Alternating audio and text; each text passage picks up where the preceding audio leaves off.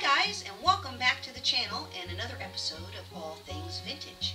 Today we're going to be looking at some of the vintage postcards I got from my grandfather, or I should say inherited from my grandfather, and they feature the town of Seelyville, Pennsylvania. Seelyville is in Wayne County. It's part of Texas Township, and it is 3 miles from Homesdale.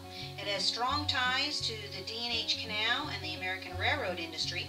It was once a stop on the route of the Sturbridge Lion, which was the first commercial steam locomotive to ever run in the United States.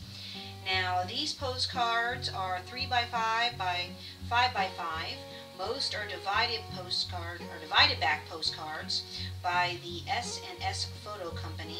So that puts them around the period of the 1900s. Some are from the private mailing era, which is generally 1898 to 1901, and they had anywhere from 1 cent to 3 cents worth of postage on the backs of them.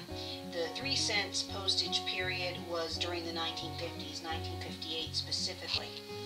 Now, the Union Chapel that you see over here is actually no longer a chapel. It started out as a church, and then well, actually, I take that back. It started out as a schoolhouse. It's on Maple Avenue, and then it turned into a chapel. In 2010, it reopened as the Abraham House, which was under the guidance of the First Presbyterian Church of Homesdale, and then it later became an arts and antique store. As far as I know, it's still an arts and antique store. The first Sunday school class was held there on January 1st, 1871, and it didn't get its first bell until 1904. The first time that they rang the bell was at Christmas in, again, 1904. Now, if you see here, the Civil War Monument, that monument is located in Central Park. Central Park, that land was donated by D&H Canal to the city in 1834.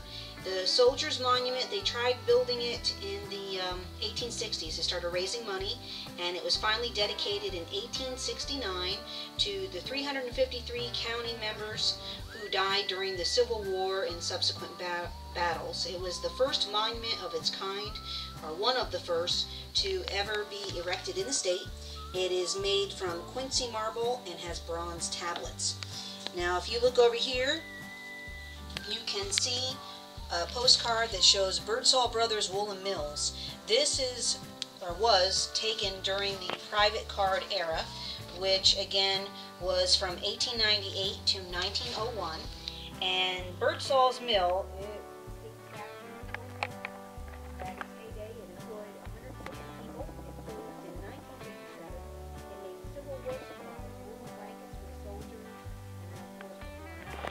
other woolen materials. Wool was one of the big industries in the area as well, and again, it was one of the largest employers in the area. And you can see here too, we also have a picture of the public schoolhouse, one of the first public schoolhouses. That was in Seelyville, and then down here is a shot of Main Street. Now, this building that you see on the corner is now, my understanding, the Wayne Hotel. Now, the hotel itself was built in 1827. It was a 2-story wooden house, and it was located at the corner of Park and Main. The building was 50 by 100 feet and had 12-foot ceilings and a livery stable in the rear. It was built by a man named Charles Forbes. Forbes was connected to the D&H Canal, and a lot of the D&H Canal superintendents stayed there during the building of the structure and during subsequent meetings. It was also used over the years as a stagecoach stop and a post office. And in 1829, the building they came in and they built a brick structure around the wooden frame. The brick structure was 3 stories high, and it completely covered the wooden story building that you see in this picture.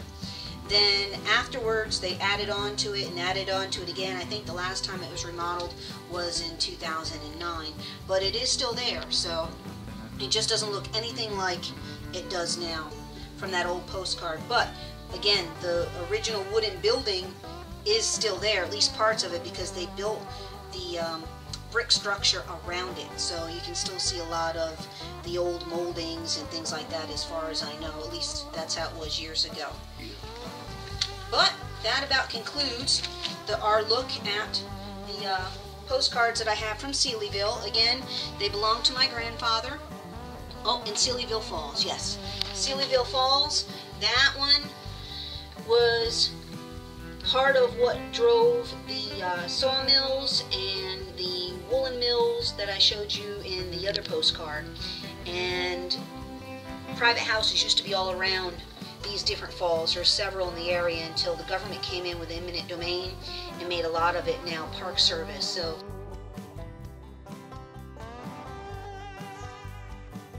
some of these falls you have access to today, others you do not. I do not believe there's public access to that particular falls, but I could be wrong. It's been many years since I've been back to that area. So that concludes all of our 6 postcards that we have here today from Seelyville. We thank you for watching.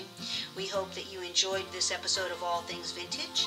We appreciate you hitting the like button. If you're not already subscribed, please subscribe, give us a thumbs up, and we look forward to talking to you again in the future. Have a great day.